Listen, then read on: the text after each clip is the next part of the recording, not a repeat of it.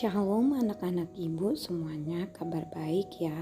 Hari ini kita bertemu kembali dalam materi pembelajaran kita, yaitu peranku dalam masyarakat, ada di bab 13.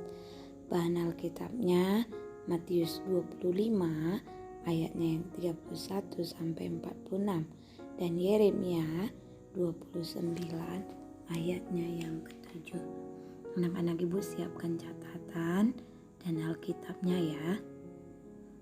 Nah, pengantarnya dalam realitas hidup tinggal di tengah-tengah masyarakat ada miskin, bodoh, kriminal, narkoba, konflik, kemudian tawuran, pornografi, pencemaran lingkungan. Dalam konteks seperti itu kita harus menunjukkan kepedulian sebagai remaja murid Kristus.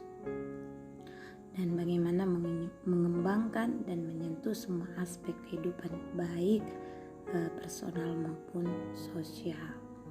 Maka dari itu remaja sering sekali saat ini dalam realitasnya suka hidup berkelompok. Jadi ada kelompok-kelompoknya. Setiap remaja mereka ingin menyesuaikan diri dengan lingkungan, yaitu melalui sahabat karib, melalui kelompok remaja, kelompok yang diorganisasikan dan geng. Nah, dalam Kejadian 1 ayat 31 sebagai landasan Kristiani bahwa Allah melihat segala yang dijadikannya itu sungguh amat baik. Jadi dari kebaikan itu kita harus melakukan yang terbaik. Demikian juga Yesaya 1 ayat 16 sampai 17. Berhentilah berbuat jahat, belajarlah berbuat baik, usahakanlah keadilan, kendalikanlah orang yang kejam, belalah hak anak-anak yatim, perjuangkanlah perkara janda-janda. Itulah fungsinya kita Tuhan taruh dalam dunia ini.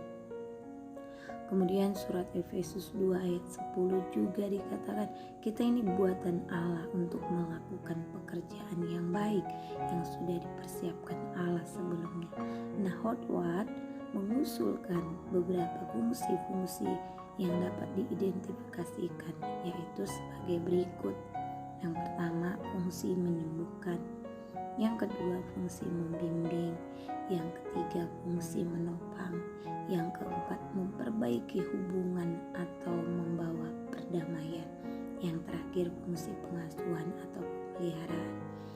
Pendekatan menyeluruh atau holistik perlu dipahami oleh pelayan Kristen saat melayani orang lain.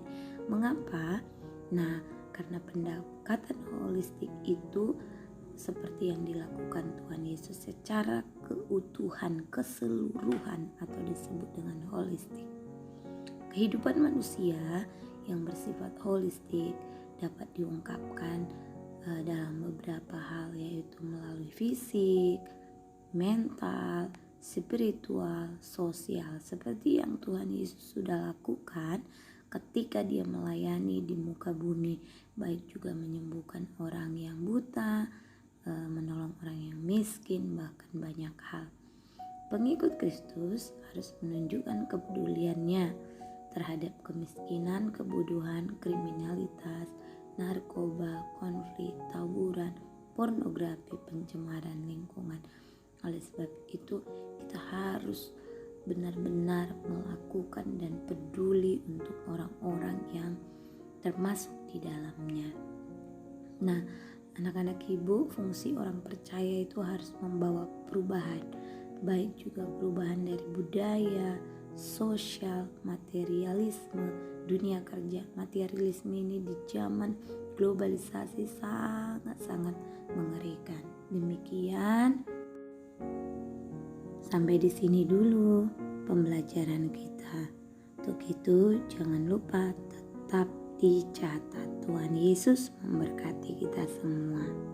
Sampai ketemu pada tatap muka ya.